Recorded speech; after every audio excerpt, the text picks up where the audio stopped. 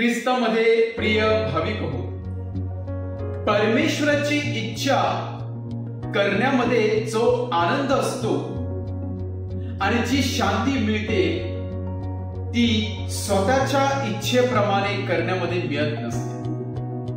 आणि परमेश्वराच्या इच्छेनुसार किंवा परमेश्वराच्या इच्छेप्रमाणे वागणारी व्यक्तीला परमेश्वर काय बक्षीस देतो ते आज प्रभू येशू ख्रिस्त सांगत आहे.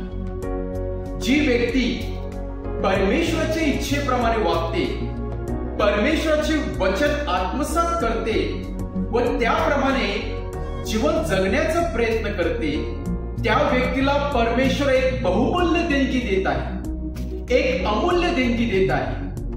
व ती देणगी म्हणजे स्वर्गाचे राज्य. स्वर्गाचे राज्य कोणाचं आणि स्वर्गामध्ये कोणाचा प्रवेश होणार हे प्रभू येशू ख्रिस्त आज ठामपणे आपल्याला सांगत आहे. केवळ माझी स्तुती करणारे लोकांची नाही, केवळ मला किंवा माझ्या नावाने हाका मारणाऱ्या लोकांचा स्वर्गात प्रवेश होणार असं नाही, तर जी व्यक्ती माझ्या नावाप्रमाणे व माझ्या इच्छेप्रमाणे जीवन जगण्याचा प्रयत्न करते,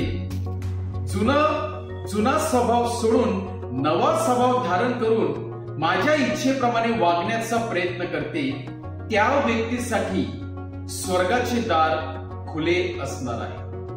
आणि म्हणूनच परमेश्वराची इच्छा मनुष्याला काय करू शकते, मनुष्याला कुठवर नेऊ शकते हे सांगण्यासाठी प्रभू येशू ख्रिस्त आपल्या समोर सुंदर असं उदाहरण ठेवत आहे. आणि म्हणून प्रभू येशू ख्रिस्त सांगत आहे, ज्या व्यक्तीने माझ्या इच्छेप्रमाणे केलेले आहे, ज्या व्यक्तीने माझ्या वचनाप्रमाणे केलेलं आहे किंवा जी व्यक्ती माझ्या वचनाप्रमाणे जीवन जगत आहे, त्या व्यक्तीने आपलं घर खडकावरती बांधलेलं आहे.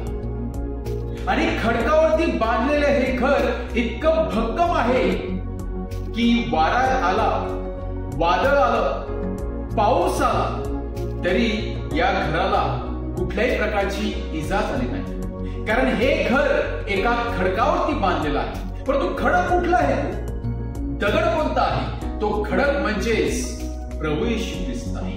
त्याने आपलं संपूर्ण जीवन, घर म्हणजे संपूर्ण जीवन त्या खडकावरती बांधलेला आहे.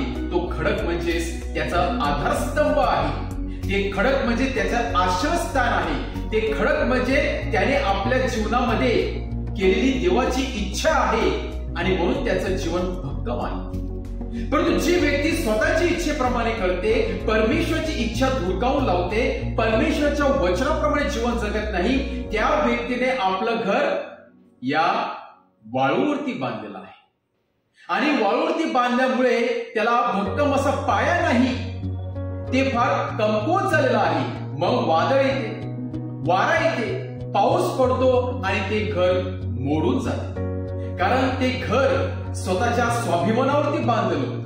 त्या घरामध्ये गर्व होता, त्या घरामध्ये परमेश्वराची इच्छेला महत्वाचं स्थान नव्हतं, त्या घरामध्ये परमेश्वराचं वचन नव्हतं आणि म्हणून ते घर उद्ध्वस्त.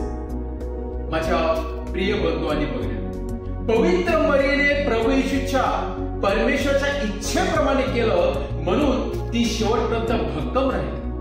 संत योसेफाने परमेश्वराचं वचन स्वप्नामध्ये ऐकलं, तो त्याच्याशी विश्वासू राहिला म्हणून त्याचं जीवन हे भक्कम होतं, विश्वासाने भरलेलं होतं.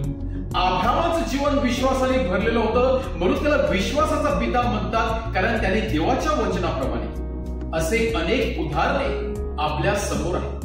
आज परमेश्वर आपल्या इच्छेबरोबरच त्याची इच्छा काय आहे हे जाणून घेण्यासाठी आपल्याला वाचन करत.